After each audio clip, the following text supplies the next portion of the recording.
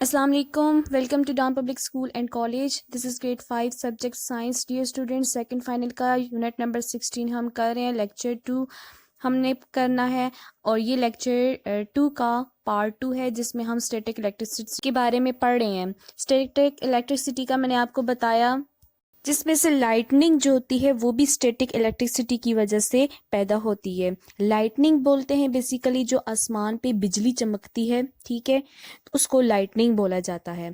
ठीक है, तो ये स्टैटिक इलेक्ट्रिसिटी की वजह से होती है. जब तूफान आता है तो तेज़ आंधी चलती है, उसमें जो क्लाउड्स होते हैं पहले वो अपनी अपनी पोजीशन पर होते हैं, लेकिन जब आंधी चलती है तो उसमें वो एक दूसरे के अगेंस्ट रब होते हैं और फिर स्टैटिक चार्ज पैदा करते हैं. ये जो लाइटनिंग हो रही होती है इस वजह से होती है जब स्टैटिक चार्जेस डिस्चार्ज होते हैं क्लाउड्स के दरमियान या विद इन क्लाउड्स, मतलब दो क्लाउड्स के दरमियान.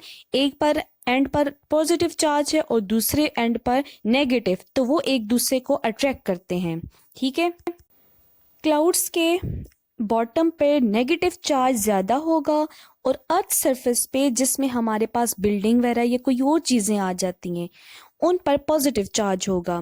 यानी क्लाउड्स के बॉटम पर नेगेटिव जो आपको पिक्चर में नज़र भी आ रहा था और अर्थ सरफेस पे पॉजिटिव चार्ज होगा, तो वहाँ पर स्टैटिक चार्जेस पैदा होंगे जिसकी वजह से लाइटनिंग जो हो रही होती है प्रोड्यूस होगी, जिसकी वजह से हम ये कह सकते हैं कि अगर एक प्लेस पर चार्जेस पैदा हो रहे हैं तो वो स्टैटिक होगा, और अगर चार्जेस कंटिन्यूसली लगातार मुसलसल मूव कर रहे हैं यानी एक एंड से दूसरे एंड तक, तो उसको हम कहते हैं इलेक्ट्रिक करंट.